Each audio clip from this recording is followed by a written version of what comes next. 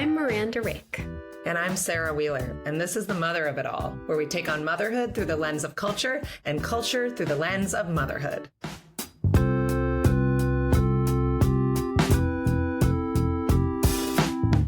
Hi, Sarah. Good morning. Hello, Is it morning? friend. I feel like I've lived a day and a half. Dude, yeah, drop off, be like that sometimes. I had a good one. I played rummy on the stoop with my son, and it's nice out, and nobody was fighting mostly, and he let me cut his nails. I was like, oh, wow. This is a good day. But that's real. Okay. I don't want anyone to feel, intimidated. That's a real unicorn of a morning for us. It's like, but cutting my kids' nails has been on my to-do list for 10 days. It's like every time I see them, I'm like, ah! Yeah. And then I'm like, should we do that right now? And they're like, no. And you're like, okay, fine, never mind. I know I'm so excited to talk a lot about ADHD today. Do you have I feel like it's an ADHD thing that I get hyper-focused on cutting my kids' nails and kind of fixated on it. And it's not like I want to hurt them, but sometimes sometimes I go too far. I used to do that with my son's scalp.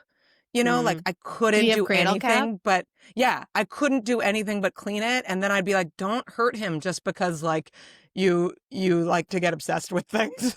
This is okay. So my husband has ADHD. Is it just me? No, my husband has ADHD, and you are now helping me understand. I didn't care about my son's cradle cap. I was like, whatever. And he was like, I just want to pick it. I just have to pick it. And he did the whole, the doctor was like, it's fine. You can leave it unless it really bothers you. And I was like, why would I do something to my kid?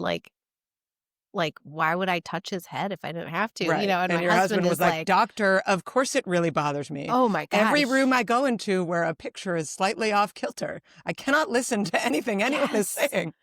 And sometimes it's a good thing, but he does also hurt the children when he clips their nails. Yeah. And they're they're afraid of it, kind of. Yeah, and I'm like, it's because daddy does it. And I was like, why don't you let me do it? And I'll do it when you feel like it, and I won't hurt you. And I'll leave it long, and we'll just do it more often because I won't hurt you and you won't be afraid of it. Yeah, I appreciate that approach. I see its rationale. I have some cat claws to clip today. And it's I don't know. I feel like some kind of addict. I have a bottle of booze in the cabinet, and I'm like, when I get off of this call, I'm gonna find those cats and I'm gonna clip them so good. I sent you a picture of my new kitten. Yes, you did.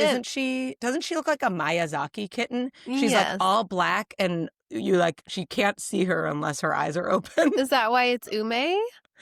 Well, ume means plum in Japanese. We love appropriation. Yeah. And my daughter, Momo is my daughter is Peach in Japanese. Her best friend is Japanese American. And she was in the shelter, the cat was Plum. And she was like, well, why don't we make it Ume? Because it'll match me. Cute. That's cute. We love appropriation. So her name is Ume. And can I tell you the thing that I'm most fixated on about this new cat? Yeah.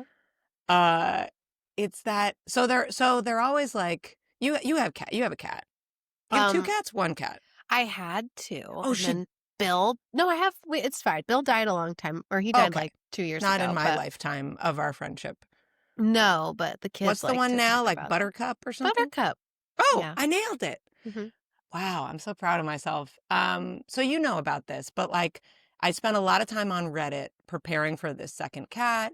And, everything's your original cat, your resident cat, that's what they call it, is going to be territorial. Yeah. And you got to make sure that your resident cat gets the scent of the new cat and take it really slowly. And if your resident cat is bullying them, whatever.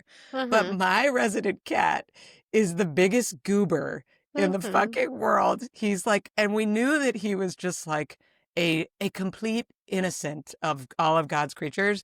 But watching him with this kitten, he is I guarantee you right now, he is right outside the kitten's special room door. Yeah. Which is the bathroom. and sticking his paws underneath the crack in the door and being like, please be my friend, please. That's so, and I mean, did you he's let, like obsessed with her. did you Well, let yeah, Ume out? I mean, we Midnight and let Ume, them they might just interact. be like buds, you know? No, Maybe? she is like, she's being all right, but I definitely got to clip her nails in case. But she like, you know, he's like obsessed with her. It's overwhelming. And it's like, dude, be cool. Just like a little bit, but he cannot. And he goes near her and she's like, "Tss," and then he gets scared because he's a total softie. This And is I'm like, just, what I'm learning is that no, yeah. there is still earnestness in the world. Like we aren't all cynics. Yeah. You know, watching Midnight just be like, all I want is a friend. I don't care about, you know, whether you think I'm, you know, about playing hard to get is very inspiring. I'm like, where else in my life could I be a little bit more of a goober? Be more like Midnight.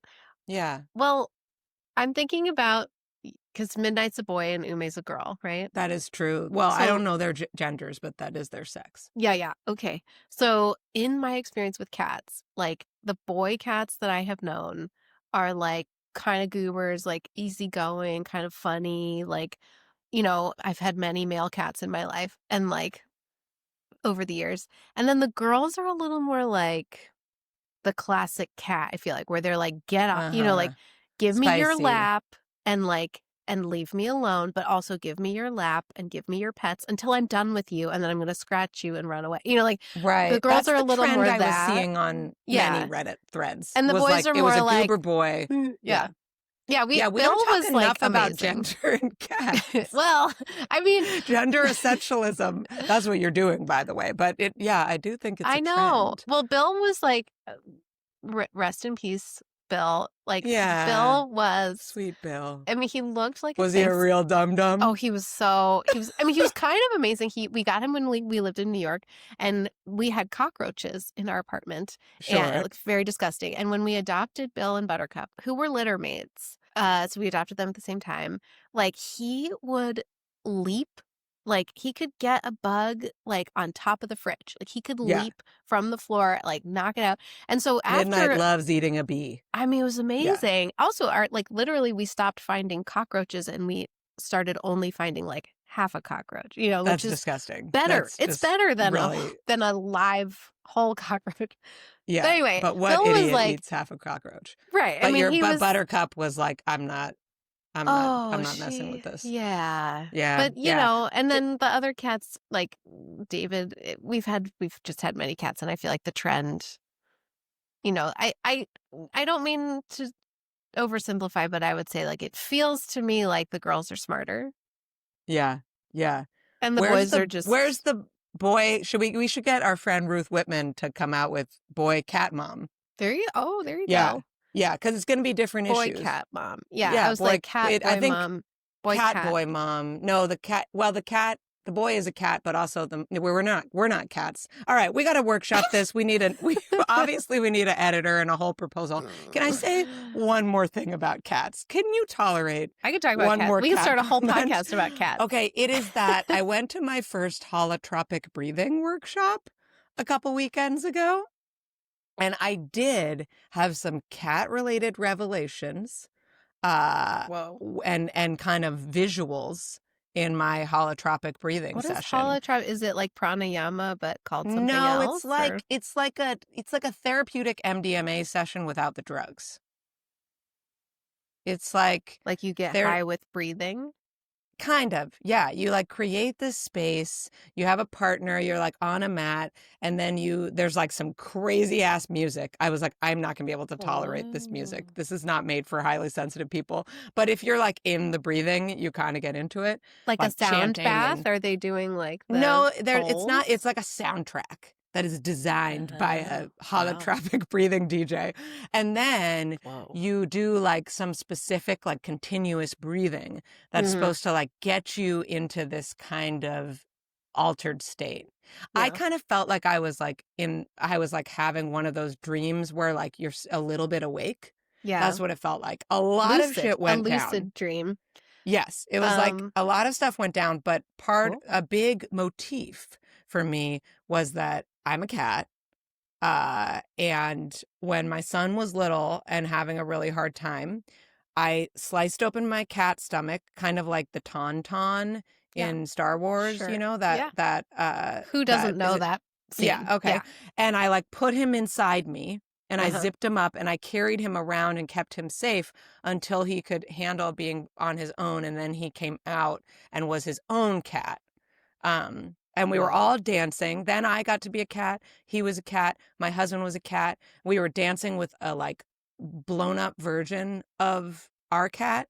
But then my daughter was just herself, which actually 100% It tracks. tracks. It does So track. I'm feeling very spiritual about cats. I might be dreaming now. I think it's, Things have gotten weird. feeling spiritual about cats is like a very, long-standing human tradition. Yes. Standing on the shoulders of cat mom giants. All Yeah. right. I think for our brand, we should probably cut this off here. But if there's any, the cat ladies and men that are listening right now, send us a picture of your cat. Just Or know that cats. or if cats. anyone just leaves this on for their cats, Oh, yeah. Yeah. we We're welcome you, listening. felines. Yeah. I think that's the meow that means I like you. I really can't figure it out. I have been lightly stalking our guest for today, Taylor Harris, for a few years now. So this is a big day for me. I first got to know Taylor through her memoir, This Boy We Made, which was given to me by my friend Margaret. Shout out to friends who share good books. It's about motherhood and medicine and faith. It's a beautiful book.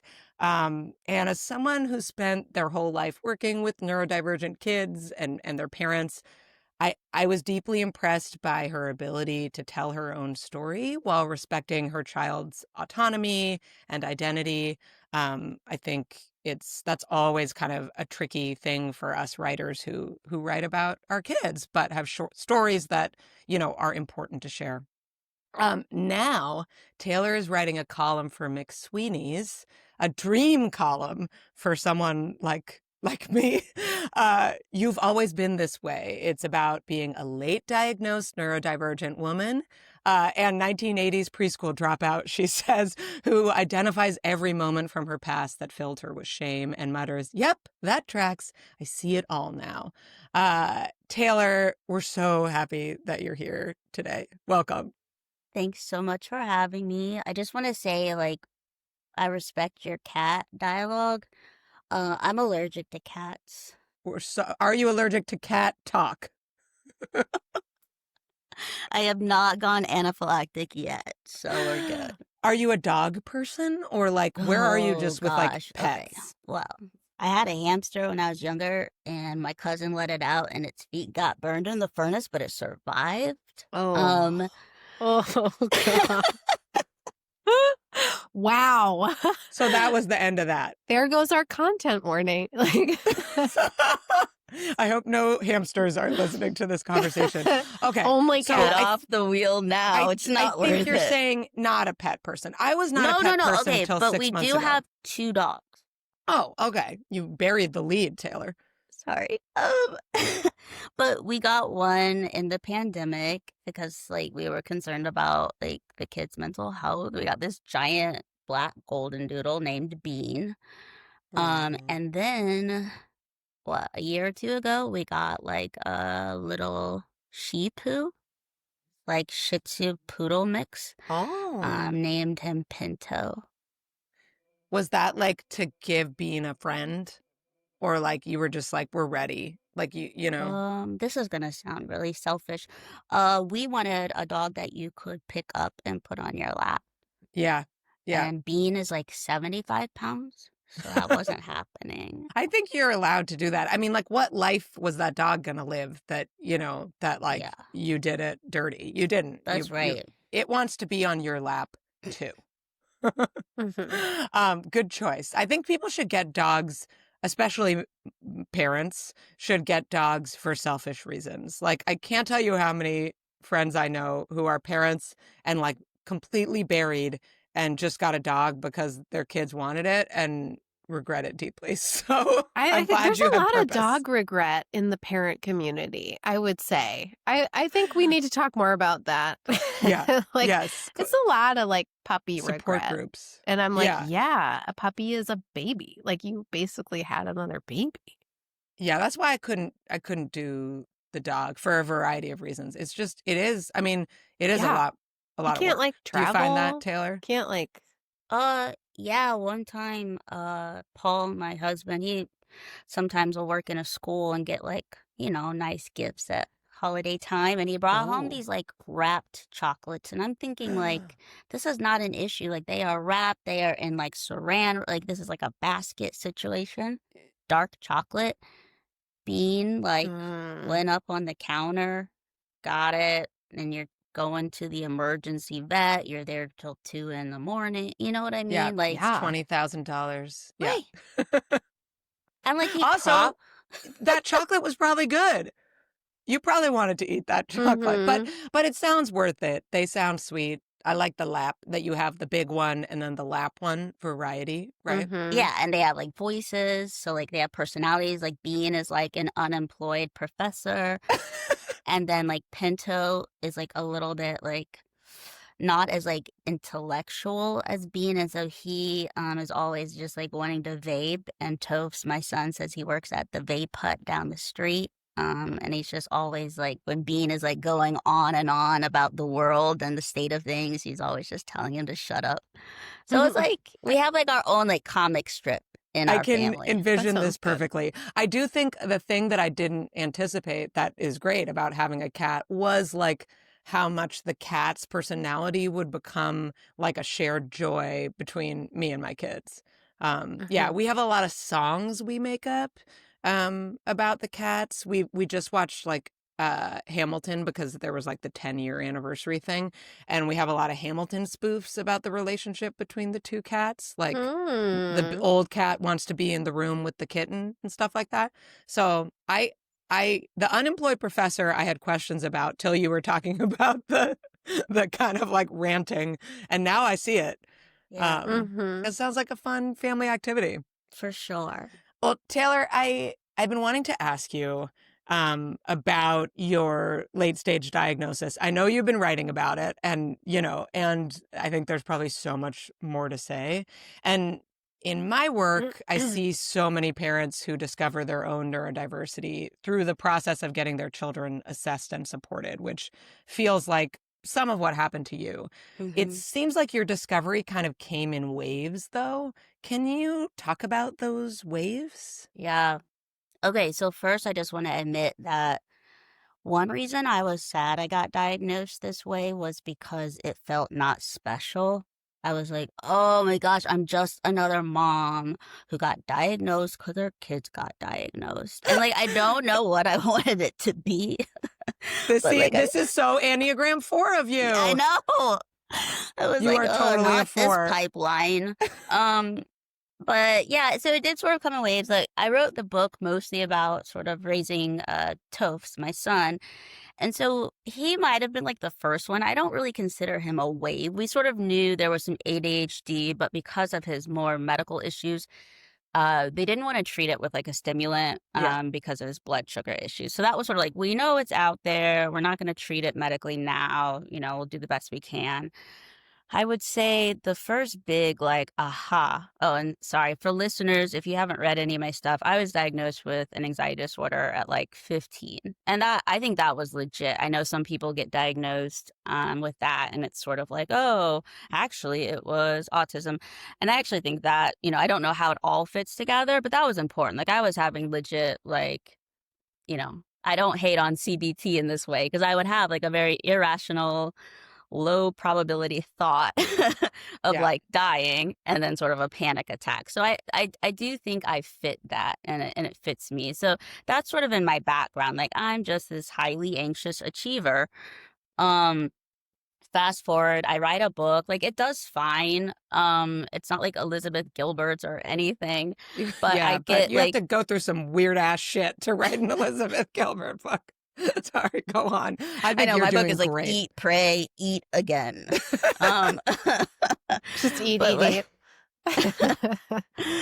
So when you write, though, you get these other opportunities. So like I'm doing more, I'm writing a little bit more. And it's the summer after my book comes out, and I get into this like very acute cycle of like procrastination, anxiety, relief, sort of like almost low grade depression. And it starts over and over and over again. And finally, my therapist, who like I actually was assigned to because of some trauma after my surgery, um, was like, "Have you ever thought of ADHD?" And it was just this thing of like, I don't know, it almost felt like this, like wearing like the Iron Man suit or something, and it's sort of like cracking and coming off because I had like, but years before, like in my 20s, it was one of those like, did you know women can have ADHD too? And like, I remember having the magazine open in our kitchen and like taking the quiz sort of, and then like shutting it, Yeah. and being like, Yeah. it's almost hard to, I don't know, overstate how much I didn't want to have ADHD in my 20s. Like I was so scared of it. And so anyway, I'm so thankful for my therapist because I still think it would have been missed for a long time if she didn't know me really well. So I feel like Yeah. that was like Yeah. the That first happens. thing. And that was like, I was like 39. Just to make you feel special, it's more common that it gets missed. So, you you are exceptional. Enneagram 4. Go on. Look at me. And then like, also, I should say we moved a couple of times in a few years. If you know a little bit of our story, oh my gosh, we lived in Charlottesville. We started a church. My spouse was also full-time professor at UVA. I was writing. We had 3 kids who were like, I don't know, 6 and under or something like that. Um, we're hosting people. I'm greeting at church. We're doing all these things. And everybody is always saying, like, you guys do a lot. How do you do it all? And I'm sort of like, I don't know. Like, and then at some point, the pandemic comes. We have this fight with UVA over tenure. I have major surgery. My son has a seizure. This is before he's diagnosed with epilepsy. You all remember summer of 2020. Like all of these things happen. We end up leaving Charlottesville, leaving the church. And we moved to Pennsylvania, and we have this year of like, for me, it's sort of like this exhale. My book comes out, I'm anonymous. Nobody there in Pennsylvania knows me, and that feels kind of nice. But also, like, my husband loses his dad, who's very, very close to, and that's hard for everyone. And where he's grieving the loss of, what we thought UVA was and this church community. So we have this year in Pennsylvania that's sort of like exhale, figure out what is life. And then we moved to Richmond. And Richmond, I feel like, is just where everybody just kind of like everything our kids sort of like might have stuffed down or coped with, it just sort of comes out. Yeah. And we get COVID for the first time. I can't handle like my life. I have no community here. My friends are like, it's only an hour away, but still, like, it's not the same as being on a cul-de-sac and walking down the street and having your friend pour you a thermos of coffee when the electricity's out at your house and not hers. That's the kind of community I had there. And so I don't have that. I'm still trying to figure out this church thing because there was no big scandal. A lot of times when a church does well and then there's like a switch, it's because something awful happened. And that wasn't our story. It was sort of just this storm of stuff. So we're figuring that out. Obviously, Paul, my husband, is grieving the loss of his dad. And then one of our kids just who always looked like she was doing super well, so much that before I had any idea of how autism looked in girls, I was like, oh my gosh, she's like a chameleon. Yep. Yep. She's hitting puberty, and it is just tough. It is just hard. And that's more her story to tell. But I basically have coffee with a friend who's like, have you ever heard about like what autism can look like in high masking girls? Fast forward, I find Dr. Donna Henderson. Yeah. She's so great. Right. And I've worked and with her a she's bit. actually the second person who looks at my daughter. The first Mm-hmm. person is like, she doesn't fit the profile. Mm-hmm. It's just that Mm-hmm. she's so smart with no impulse control because of her age that you're seeing this mismatch. And you're sort of like, okay, Mm-hmm. great. Like, I love that you think my kid's brilliant. Also, like, I can't do this anymore. Yep. Like, you can't go to a teacher and be like, it's just that she's a Ferrari sitting in traffic, which is like basically what he said to us. Like, what? Oh God, I feel like called out. I've definitely used that metaphor with kids. Oh, sorry. Then it's great. It was very helpful. Actually, a kid thought of that one for me. An ADHD kid who was Oh. twice exceptional, who I don't think was autistic, even though I know so much more about autism than I did when I diagnosed him 15 years ago. But yeah, Ferrari with it in the mud, stuck in the mud, I think. But Oh. you're right. It's like, right, how could we explain that to people? And, and also, yeah, the high masking stuff is just, it's so interesting because girls compensate so well with all of these other skills, and it's still just so hard for people to believe, and they're not, Yes. and they're just not trained to. So okay, so then you find Dr. Henderson. She like sort of like saves the day, but not, I mean, the thing is like we'll get to that, but like a diagnosis doesn't like necessarily save you, right? But like she's really important in this journey. Because I think it's really important for my daughter to know this about herself. And then sort of like on the way, I think Toph gets diagnosed, and it matters. Like he's really actually curious about it, but it doesn't, it's hard to say it matters in the same way it does for my daughter. For her, I felt like if she didn't have something, it could be almost dangerous for her, like Mm, as a Black young mm-hmm, woman. mm-hmm, And mm-hmm.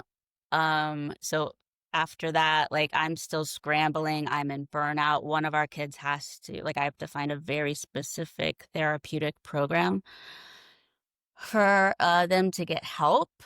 And one kid who actually isn't diagnosed starts school refusal. Um, and I don't know how to tell you. And if you look at this article, the burnout article, it's like, I don't really know how to tell you that our life like imploded. And you do what you have to do for your kids. Like, I guess I never stopped researching, right? Like, I found that therapeutic program and I talked to one of the leaders for 6 months because I was like, I'm not sending my kids somewhere that is not good. So I guess I never stopped being a mom. And, with burnout, you just can't. Like, so it's not like I've been in bed for several days ever. And maybe that's because I felt like I couldn't. I don't know. But it's just like I stopped writing. Like, I did not write a thing. For me, it feels like the sky, like if you imagine the sky as like a sheet, like a black sheet, and that sheet just kind of falling down over this Mm-hmm. world Mm-hmm. that you thought you lived in. That was what more like it felt like. And just very sluggish, very heavy in my body. And so I actually hit burnout, and I can't really tell you how long I was in burnout. But I actually got diagnosed like in burnout, which also felt very like achievement oriented. Like if I'm gonna get diagnosed as autistic late, I'm gonna be very burnout when I do. Like I did it I got very it. well. Yeah. Yes. Yeah, There's a I got well few. done. ace I want to, autism by having intense autistic burnout. and I want to jump in with like a couple things because I think just, for people who aren't familiar with your work or haven't read your book, like we're talking about burnout in the context of autistic burnout, which maybe if you want to share a definition or something, that would be awesome. And then Yeah. we also mentioned school refusal, if you want to like define that, just for people who aren't familiar or steeped in kind of like this world. Yeah. I Um, mean, so I actually have my report here because I wanted the autistic burnout. I wanted to like give listeners like a legit quote in case they want to learn more. But there was this study done by, the last name is Raymaker et al., which I just say is, and friends. But it's autistic burnout is a syndrome conceptualized as resulting from chronic life stress, and a mismatch of expectations and abilities without adequate supports. And it has to last longer than like 3 months. But it's basically, for me, I think of it as like the man or the world like wanted too much of me. And sometimes that also means I wanted too much, right? That's where masking comes in. But this idea of like, I have run out of coping strategies and, I have run out of, as a kid, it probably used to be like, I'm going to study 2 hours to get an A. Like I have run out of like all-nighter Taylor. I have run out of humorous Taylor to mask in conversations. Like I have run out of pastor's wife Taylor that stands up and does the offering and hosts you at her house, even though she loves people, but in very small doses. Like I have run out of all the ways I have tried to show up. And I've got these kids who have their own sensory needs and their own meltdowns. Yeah. And like, holy moly, I've got nothing. Well, I want to talk a lot about that. I just want to add a quote because it's so good, Taylor. This is your words back to you from your McSweeney's column. You said autistic burnout is not in the DSM, the Diagnostic Statistical Manual, where all the official American disorders are, but neither is hamburger helper, and we all know that's real. I'm always like, I said that. Well, so I'm interested. You're touching on like your kids' diagnosis process and your process, and like from where you are now, how do you feel that your diagnosis and kind of your role as a parent and all of these things, two kids with their own needs, how do you navigate all of that in a world that isn't really accommodating that?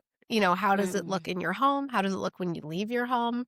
How do you think about that? How do you feel about that? My gosh. I mean, and I'm just going to be honest with you. The child who is undiagnosed, they're just young. And basically the assessor who we really liked was sort of like, here's what we can diagnose, which was sort of like me, like anxiety. Yeah. And they told us to join, here's another term. They told us to join PDA parenting groups. Yes. So what we're looking at with PDA, there's different ways to say it. I'm just going to say pervasive drive for autonomy. It's sort of like a profile of autism. It probably matches me the most. It wasn't as important for me to be like, hey, but do you think I'm PDA? But I think when it shows up as school refusal, where it just seems like for this child, sometimes there's so much anxiety and overwhelm and keeping it together for the 8 hours or whatever at school that they show up there as like, yes, ma'am, and head down and do my work. And I'm going to win the spelling bee. And then they get home and just like, they might melt down or they might just need to be like have their iPad for hours, which again, like all the doctors out there are going to tell you like, no, no, no, but it's a little bit different for PDA kiddos. Anyway, so yeah, so I just want to add that because I don't have an official diagnosis, but I would say we have, out of the 5 of us, we have a 4 out of 5 neurodivergent family.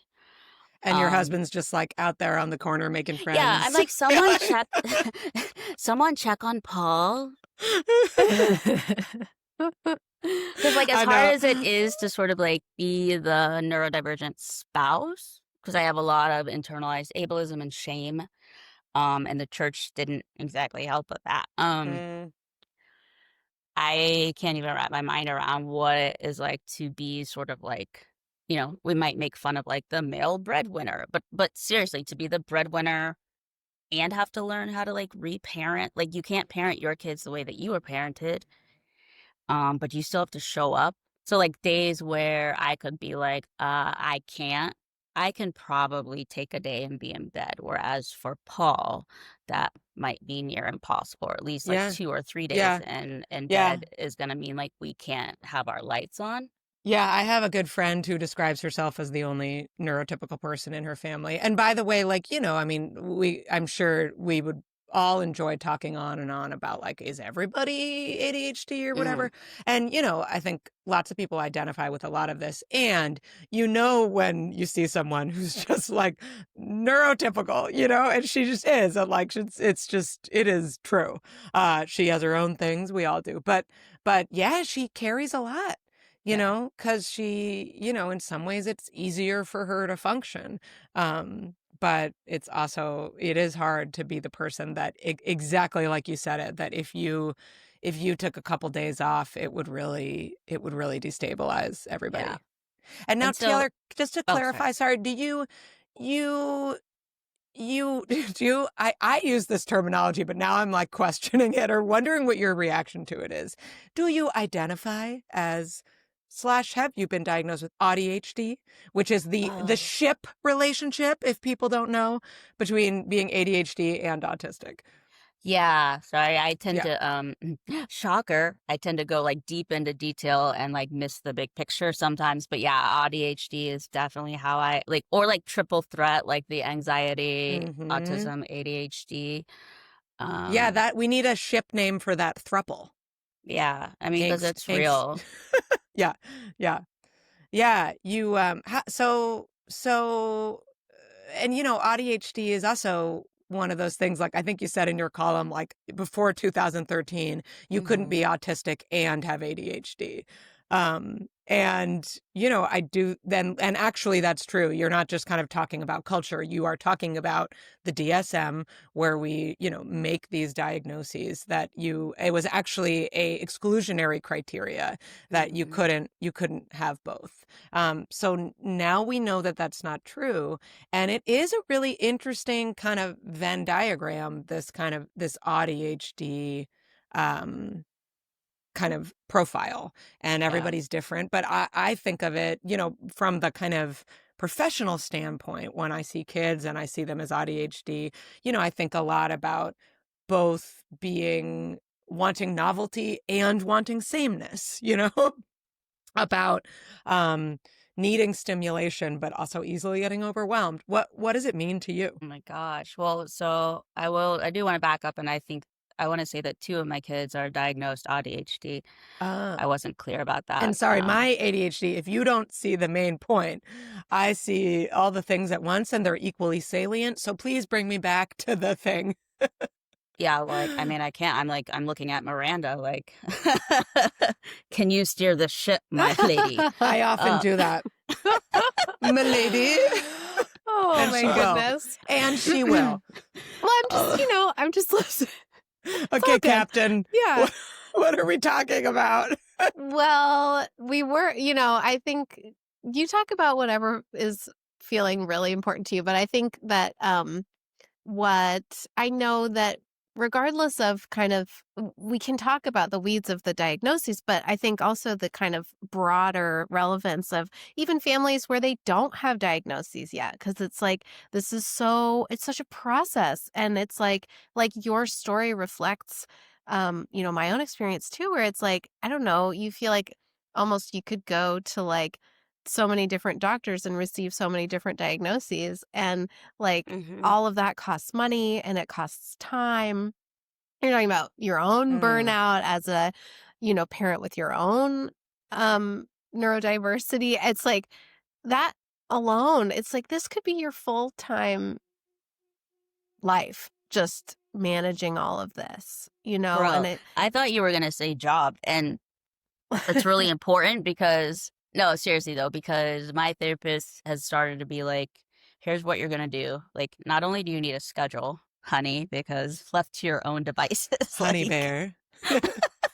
but Yeah. you need a schedule because you need to write down what you're doing. Mhm. Because this is the part where I was like, you guys, I might cry. But like, I think I We get pretty like we emotional. can I'm cry. pretty tender about I'm like, where's my friend Angela Garbus? About She's like always with invisible us.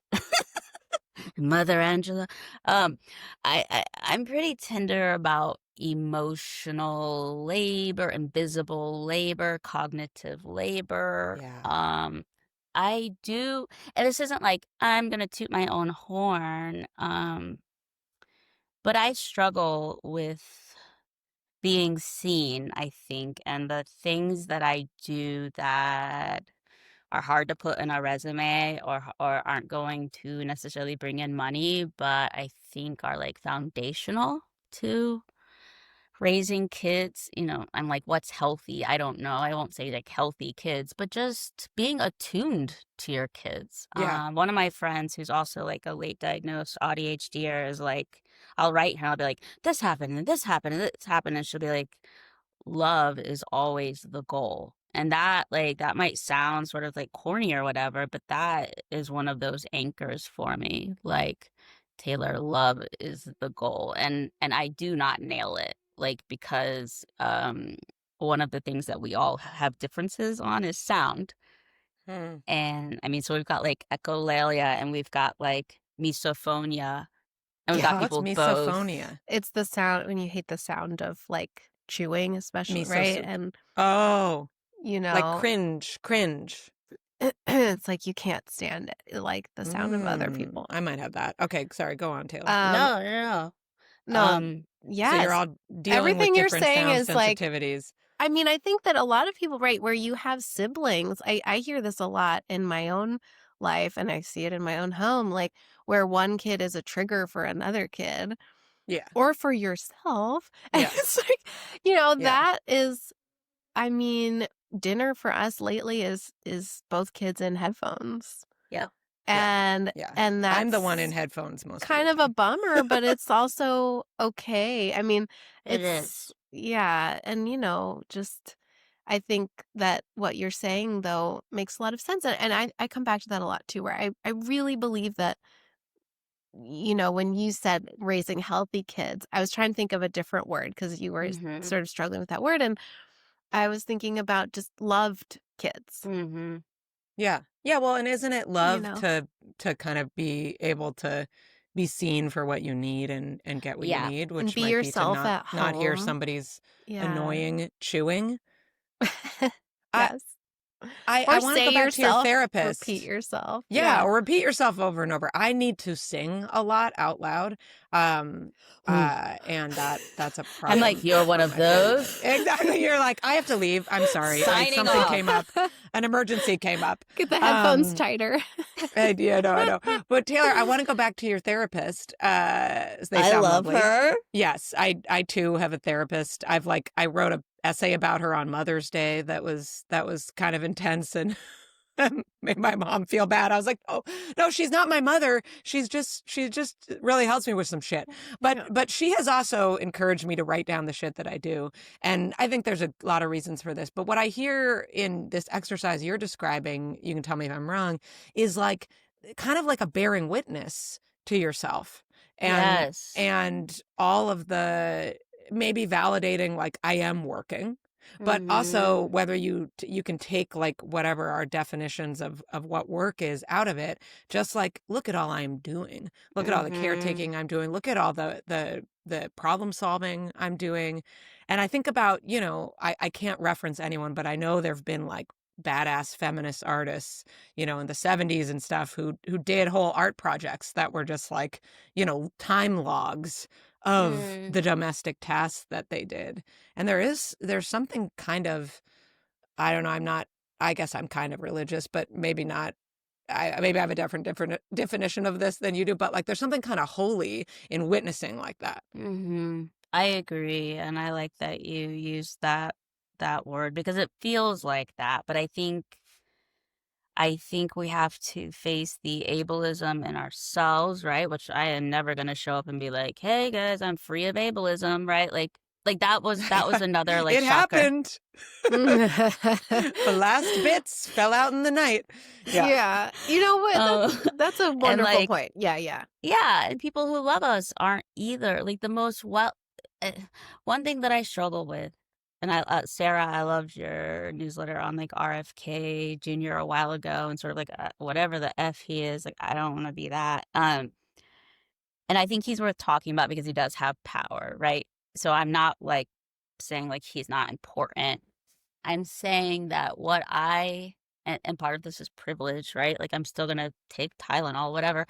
Like what bothers me, like what I struggle with is my own stuff and the stuff said by people who love me who have no idea it's ableist. And to me, that's way harder to deal with the crap RFK says. You know what I Right, mean? right. Like you're like, okay, this is bad, but I'm gonna keep taking Tylenol. You Yeah. know? Well, yeah, but the people in my life kind of thinking that I'm, I should just get my shit together really Yeah. hurts. or Yeah. your That's the kids. thing. I mean, do you feel that weight?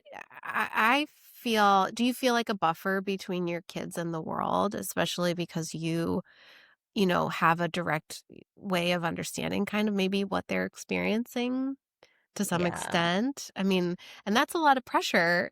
And then thinking that that could contribute to burnout, that you are the Oh, buffer, yeah. right? Yeah, for sure. Are there And ways like you put, trying to like not totally project. Like I'm sure like if when they go to therapy, like in 10 years or whatever, I mean, some of them are in therapy now, but Yeah, I'm like like, if my they're kid's in therapy now. We're not waiting. He's doing great. But go on. but if they're like reflecting, I'm sure there'll be like some enmeshment or like just things like that where like I maybe too much did that, but I'm trying to say me too in the sense of you are not alone because I Yeah. think that is sort of maybe that's my wound. I don't know, but like that's what I want them to know. It's why they have more access to online stuff than I really want because I feel like there's so much information online, about neurodivergence that you're not going to get, Yeah. because Yeah. There's so one of much my good kids stuff. like went to a doctor. They had to rule out like epilepsy because my son has epilepsy. She went to a doctor and my kid is like just objectively like gorgeous, like, and it's horrible to say, but sort of like speaks well, right? And so a doctor looked at her and said, and we were informing him like she has an autism diagnosis. This wasn't like, what do you think, sir? And he said, oh, no, no, no. Like, you're not autistic. Like, if you were autistic, you would barely be able to ask for a glass of water and you speak so well, Ooh. And so, yes. So, like, if I over identify and trying to protect them from, like, the 65-year-old white male doctor, like, maybe I choose that because I know I'm not, I've given up on the perfection idea in mothering. So I know I'm not going to nail it. But yeah, maybe if I can, like, just make them remember that they're not alone. Another thing, I'm like religious. And so another thing is like reminding them that they're like remarkably made. That's really important for yeah, me. yeah. Do Oh, that's you, making me tear up. There you go. It how happened do to me you, first. so Oh. Taylor, how do you protect yourself as their buffer? How do you um love yourself while you Lego love Really, them? minifigures. yeah. Sorry, Sarah, you said something. Does it have to do with Lego minifigures? Well, since you asked, look, this is the treat that I keep forgetting I have. Do you have show seen and tell? this? Oh my God, you got the little Lego library? I wanted that so bad. They had it at this, cause it's like discontinued and you have to get it secondhand, right? They sold out. It's like, if for people who can't see, it's this really adorable little Lego like home library. And there's a little ladder that I've always wanted in real life. And I saw it at the like secondhand weird Lego store me and my son go to. And it was like $80. And I was like, should I? Ooh, Could that's I? a lot. Yeah. It's beautiful. Yes. Yeah, I mean, I did overpay. I didn't pay 80. I paid 40, maybe. Oh, that seems very reasonable. Did you build it or are you going to keep it in the box? Like, what's your vibe? I'm gonna build it, but I have Yeah. it behind my laptop in my office, so I just keep forgetting. So it's like a nice reminder when I remember it's there. But yeah, Legos. So I got into Legos during burnout, and like I said, one of my kids was in treatment. It was a really, really hard time because like they were like away, not like, hey, let's go have lunch and then go to your appointment. And so one way I survived was by taking money that I didn't really have, but I think I might have been teaching a writing class at the time, and I would just like go this is so bad, but Walmart had like ridiculous Lego discounts one year. I mean, it was ridiculous. And they still do sometimes, but not as much. Like this was like maybe 2023, 24, I don't know. But it was just like, and I was on a roll. And like I would go to different Walmarts. Sarah, maybe you can describe which part of the DSM this fits in. I mean, I was like on it. The Like, Walmart page. yeah, like which one is like the dopamine hit and everything yeah. had to be 50 to 70% off or I wouldn't buy it. You know what I mean? And then I come back and I'm like, oh, look what I did here. And my mom and dad are bargain shoppers. Yes. Love what a is sale. like, Yeah, I I don't think you know. described it. I mean, and I think that's like maybe, and we're not, we're trying like, all of this, right? Not to like simplify, right? Like we do with cats and their gender. We're trying to understand. But I think of AuDHD when you say that, right? That like there's kind of the ADHD dopamine hit, and then there's like kind of the hyper focus, the obsession with the sale, which is kind of, or passion, we might say, which is kind of both an autism and an ADHD thing. But then you sound like you have some rules about it, which sound more like of your autism side. I don't have rules, but like that you're like 50 to 80%, or I don't do it. And autistic people love collections. Yes. Yeah. That is very new for me. Like not, I mean, for me personally. And now I look back and I'm like, oh my gosh, I was always doing this. But yeah, it feels it so was in safe like to acceptable ways, right? It was like, I mean, I did do like the regular Matchbox cars as a kid, or like we had a rock shop in the mall where you could get like I forget what they were called. Was it like petrified or something? No, that's wood. I don't know. Some kind of like special natural wonders store where they like they like took rocks and spiffied them up and then you paid for rocks. Mm-hmm. They've been pre-tumbled. I would definitely fall victim to that scheme. Yeah, I mean, actually, Donna Henderson, who you mentioned, told me once that she was talking about autism and girls and kind of, what the DSM would call like, restricted interests, but which autistic advocates and neurodiversity affirming people would call, intense passions.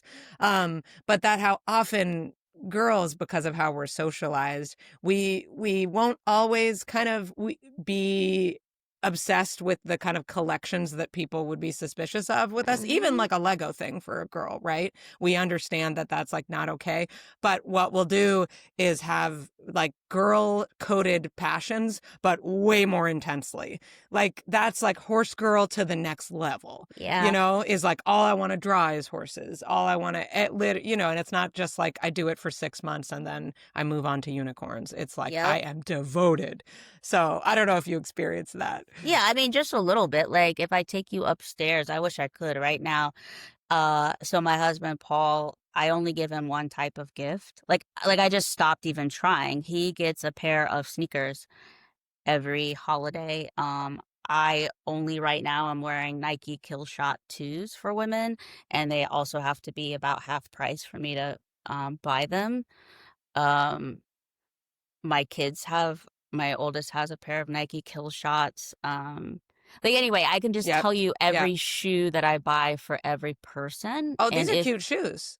These are cute. Yeah. And I'm like, what's your size? No, we should not enable each other, because I'm like, oh, there's a sale on. I see a sale. I'm gonna send this to you, and then we'll really never get anything done. But we'll have fun. But so would you say that like in sort of like spending some time in your own passion is what helps you sustain this role as buffer for your kids? Yes. Like the special interest, right? So like sneakers has been a long-standing one, Lego. Also like pens and art supplies. And I didn't know that at first, but I think I stopped. Sometimes you stop doing something because you just like take like in school, there's like, are you going to do art or are you going to like do orchestra? And I did orchestra. Yeah. And so like, I wasn't bad I did drugs. Sorry, go on. You're like, and I did the drugs after school option. I'm using it as an activity. It's like, okay, you chose orchestra. Oh man, not that many people catch me off guard. That got me off guard. I'm so proud of Good. myself. I appreciate that. I did orchestra and I stopped doing art, but I actually had some like decent, like not good, but just like whatever art talent. Like I could have kept going with it and I didn't. And so I just figured like you can't draw if you don't do art, at least in high school. Yeah. And I don't draw like well, but in burnout, I got into a couple of comics classes and just kind of played around with drawing out some like traumatic things I was experiencing. Yeah. And that was really helpful. And so I still let myself, I try to like tone it down, but I have like really special watercolors and oil pastels, and I really enjoy just like having them and collecting them and sometimes using them. How do you protect that time? I mean, like just thinking about 3 kids Mm. and, I only have 2 dogs. and I don't, finding the time or thinking about, we've talked about this before on the podcast, like, to, to do something that isn't related to caregiving, isn't earning money for the household. So many of us struggle to find any time for that kind of stuff, and still like sleep or feed ourselves or grocery Yeah. shop and laundry. And, like they're just the grind, like the grind of it all. And so how do you protect that time? Do you say no to other things? Do you opt Mm. out of maybe other demands of adulthood, or do you have conversations with your kids about your needs or your spouse, or what do you think? Yeah, that's a good question. I mean, I think Sarah and I were talking about this a little bit, but I don't have sort of like a 9 to 5 right now. I sort of adjunct for Johns Hopkins, where I went to grad school for writing. Sometimes, but I'm not this semester. I will next semester, and I am very like when I'm teaching, even if it's one class, it's like goodbye. Like I have a really hard time, right? Like shocker, moving back and forth between things. So Yeah. it sort of consumes way too much of my energy probably for the amount that I get paid. But it is something I do like connecting with students. But I think if all 3 of my kids continue to be mostly in school for whatever that stretch is, right? That sort of 8 o'clock to 2 to 3 window, um, that's different. Like this could be like my first year where I am not constantly picking someone up for some sort of therapeutic appointment or something. Like this morning I took all 3 to the dentist, but I was home by like 10:30. But I also think like, wait, but if I have another job, like who's doing that? So it's this weird thing of like, no, actually I am like I'm constantly doing these things, and who's getting the snacks for soccer on Saturday and all those things. But I think I am sort of moving into this question that I was asking Sarah about, like of like wanting to use my strengths to make money. Which is like those are like words I'm not sure I've ever spoken, because I do sort of ascribe to that. This is a safe space. You can admit to wanting money. You got shoes to buy. I mean, my parents worked jobs that they didn't love, right? And so they were sort of like, what we want for you girls, I'm the youngest of 3, is like, we want you to do whatever you want. And we want you to go to school. We want you to get a graduate degree, which we all did. I was just the only one who was like, maybe in writing. Like my other sisters did business school and law school. So like I do. I want to marry those things, and I don't think it'll be any sort of perfect, job, but I do want to find a way to do something that doesn't make me have a panic attack every day and can add to the bank account. Okay. Yeah. I know we already decided when we talked about this offline, Taylor, that we wouldn't resolve it today. But I do think when you describe your goals that way, like I want to do something that doesn't give me a panic attack, and I think there is hope. I basically left a job that gave me panic attacks. after I had my first son. And that was 8 years ago, 7 years ago. And there's so many things I haven't figured out. But when I reflect on it, I can't believe how much I feel like powerful and well used and connected and happy in my work a lot of the time. And that very little of the time I feel like a shithead, which is a big deal because there's a lot of things that you need to do to make money that I'm pretty shitty at.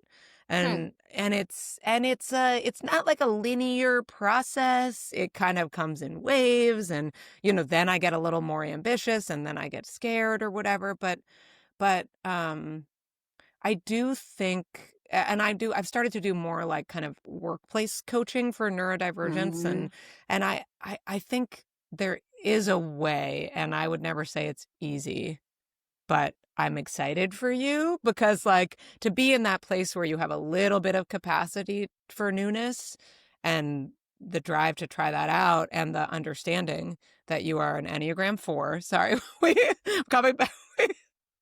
You said you were a 4 before the record and I'm a 4 and now I can't stop thinking about it.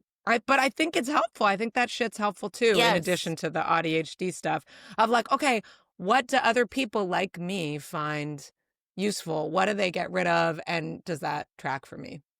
Well, maybe. And I just want to add this in. So Enneagram 4, Wing 5, AuDHD, anxiety, Myers-Briggs, INFP. Yep. And strength. I'm an ENFP. Oh. Yeah. Strength finders. I don't even remember, but the first one is empathy.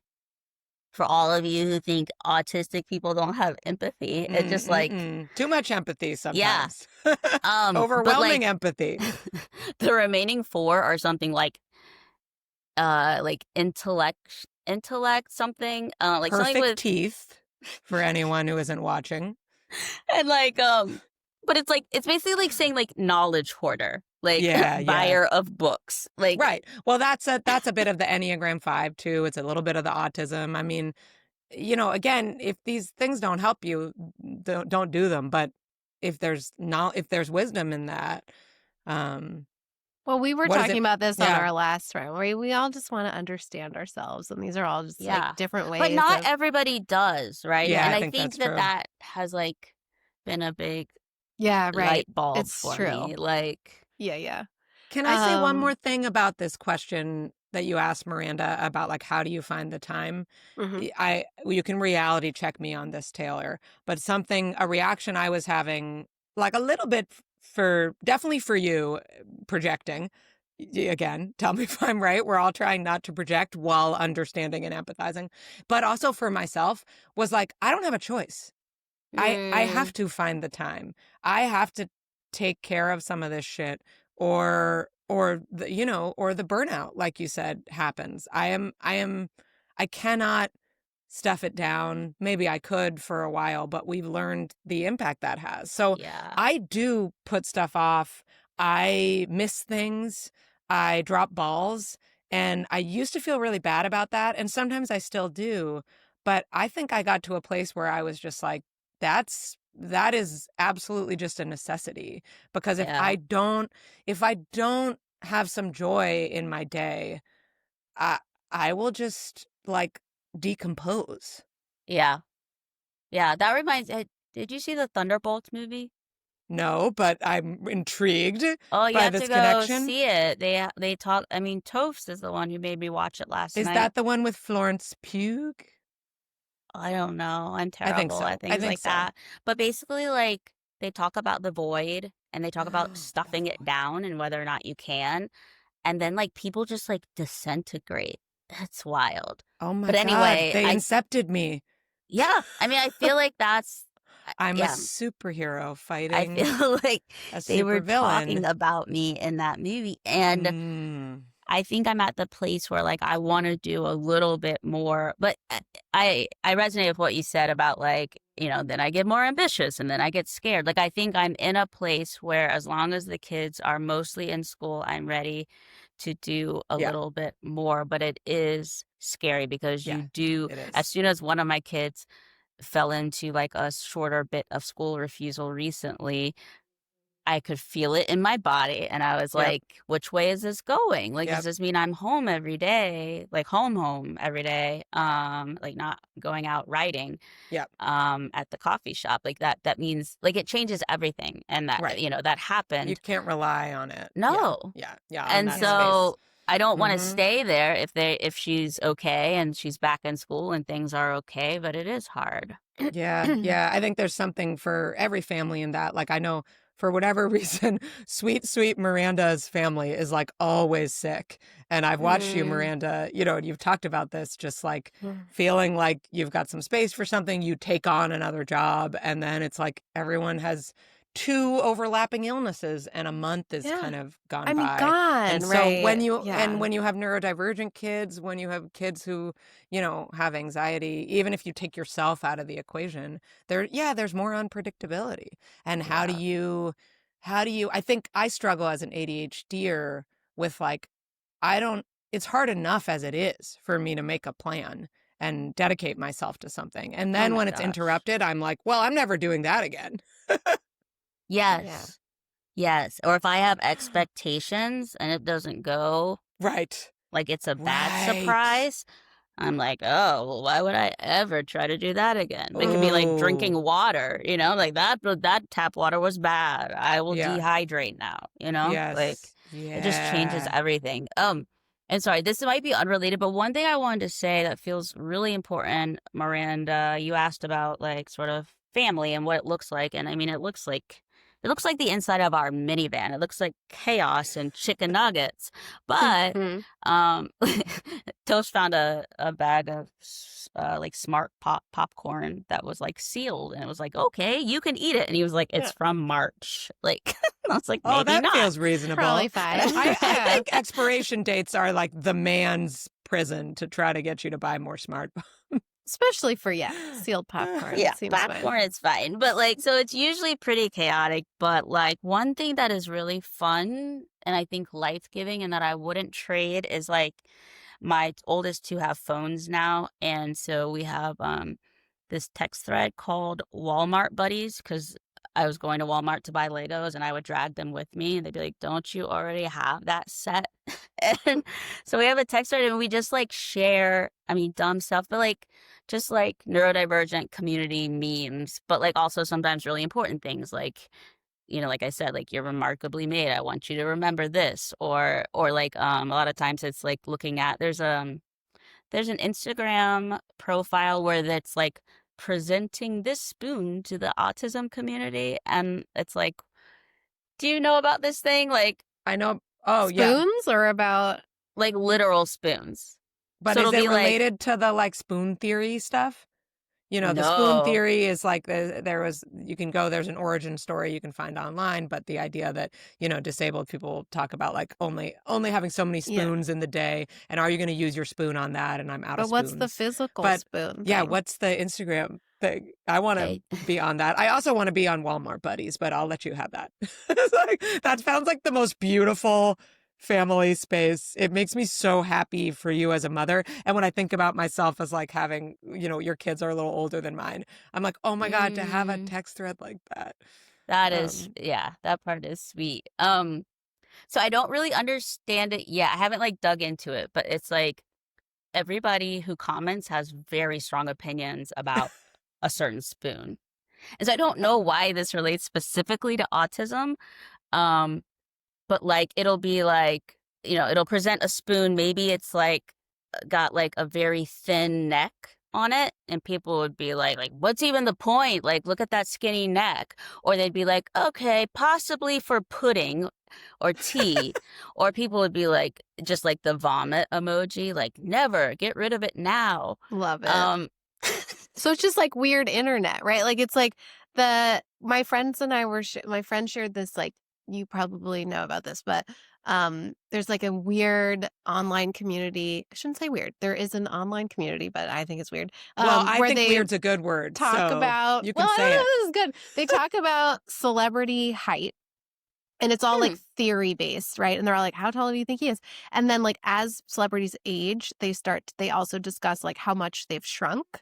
And then like in the comments, it's like, do you think that Morgan Freeman has lost about a quarter of an inch since he filmed like this? If you look at him standing next to Bradley Cooper and like in the comments, and then the moderator will be like, yes, I think he lost about, it's this much. But it's impressive how much he hasn't lost considering. Yeah, these people are all autistic. Whoa! I just want to say, like, and I mean it in a good way. Yeah, no, it's like, woo, this is like niche. Right? Like, Yeah. wow. I'm into it. I'll look it up. And then Paul went out and bought plates, like, because we had like kept our plates from our wedding 20 years ago. And he went out and bought some new ones. And man, the kids, like, they just had all these opinions. Like, one has it's like a bulb and a white bowl and it has markings on the side. Or one's like a plate and it has like a lip. And they'd be like, why does it have this lip? Oh, yeah. I mean, roasting dad's plate choices is like that. That's what I want to major in. When I go back to that's amazing. Well, I was going to ask you about culture recommendations, but you just slid right into it. Yeah, we already the Spoon Instagram. Spoon Instagram. We've got a celebrity height Instagram. I did have a culture rec question specifically for you, Taylor. May I ask it?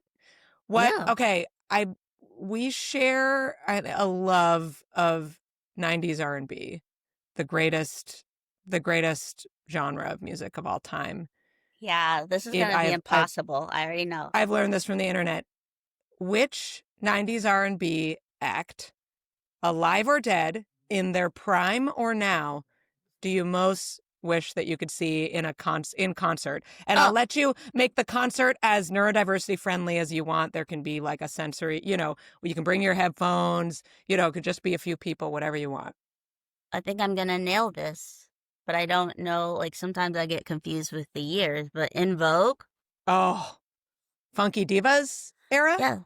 Yeah, like, never gonna get it, never gonna get it. Yeah. Yes. I mean, come on. Free Your Mind. That's like the same album, right? Yes. Hold On to Your Love. Or was that earlier? Yeah. Gosh, yes. Yeah, Dawn. But I also have, like, a crush on Tamia, right? Like, just, women around that time, like, they would sing these fire songs, and I'd be like in 4th grade, and I'd be like, oh my gosh, I came home and look, like, my husband was with another woman. Like, something you have no idea about, but you're like... No, I'm in tears because I'm watching like a Drew Hill music video, and like, I can't believe somebody's been sleeping in his bed, and like, I don't even really know what that means. I think I would choose SWV. Like, so kind of same. I think I do SWV.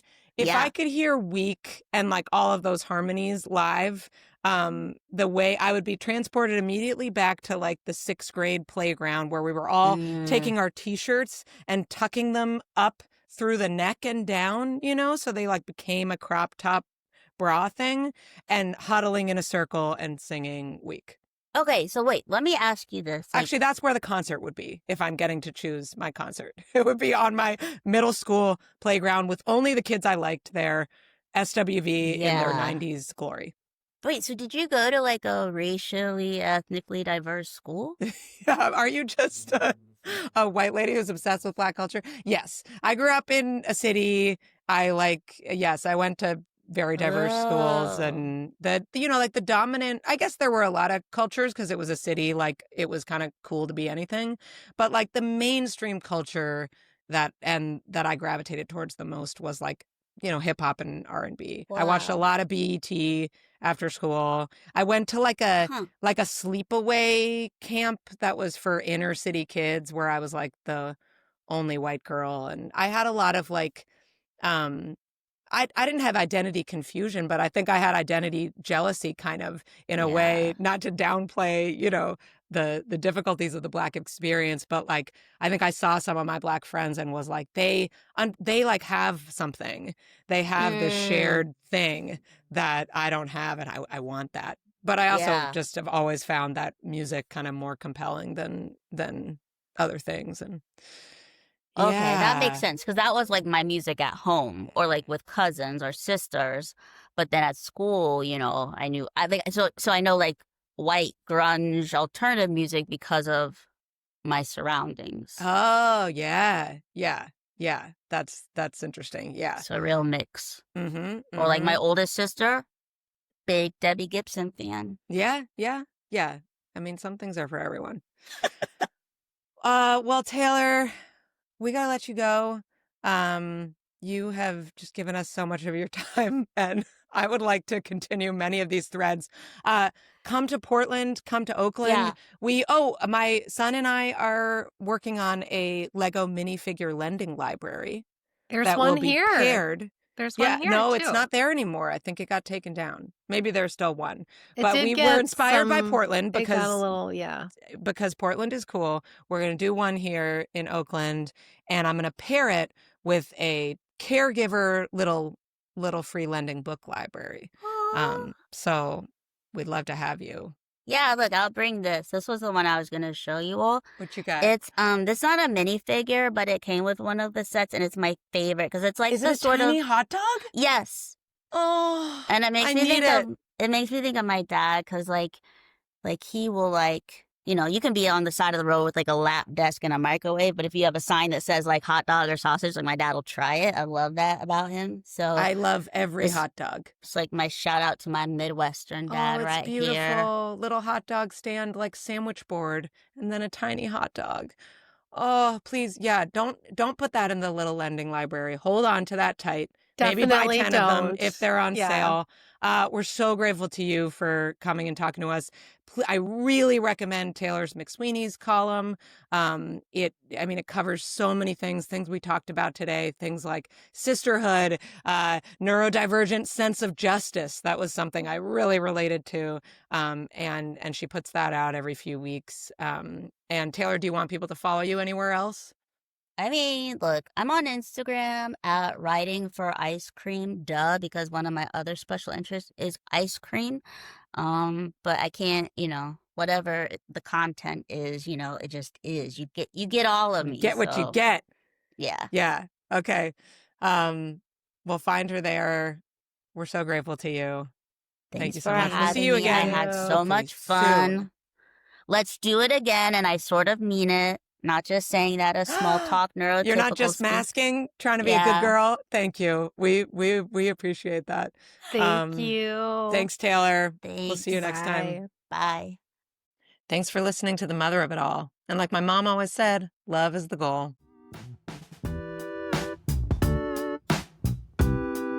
If you love the work we do on Mother of It All, please consider becoming a paid subscriber, which you can do at motherofitall.substack.com. Paid subscribers get access to everything behind the paywall, like subscriber-only episodes, book reviews, and more. If you subscribe at the founding member level, we'll send you one of our awesome tote bags designed by artist Jen Bloomer. If you can't become a paid subscriber, that's okay. It's always free and helpful to follow, share, rate, and review our show here and everywhere else you listen to podcasts you love. Visit our bookshop storefront to find all the books we've mentioned here and in previous episodes.